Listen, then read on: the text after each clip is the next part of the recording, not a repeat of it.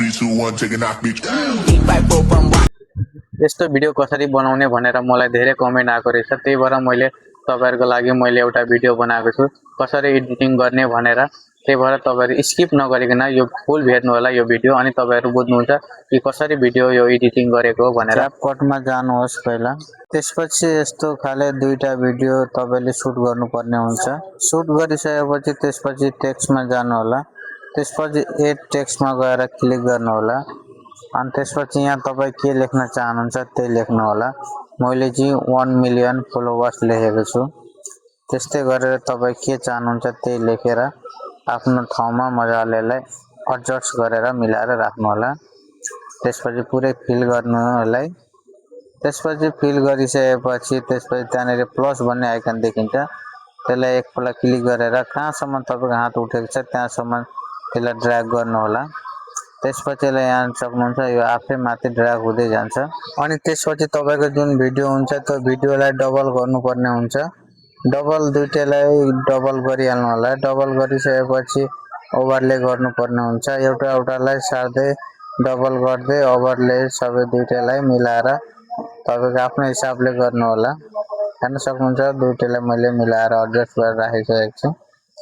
त्यसपछि पालो आउँछ अब हामीले गर्नुपर्ने भनेको यो रिमुभ बीजी भन्ने छ। त्यसपछि बीजी मा गएर अटो रिमुभ मा जानु होला।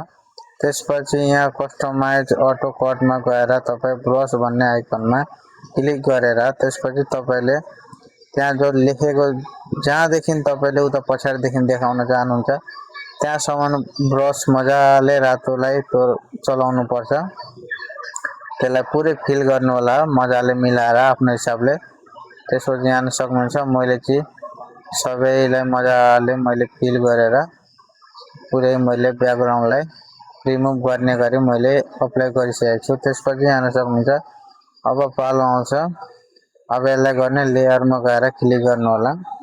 लेयरमा क्लिक गरिसकेपछि यसलाई चाहिँ अब ओरिजिनलबाट टेक्स्टमा क्लिक गरेर सेन्ड टु ब्याकमा क्लिक गर्नु होला।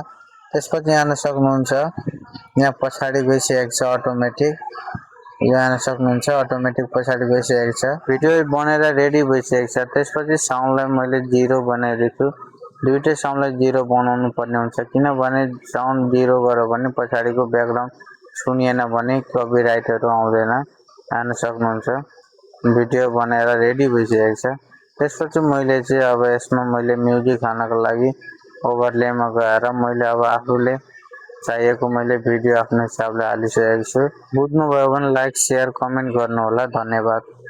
3, 2, 1, take a knock, bitch.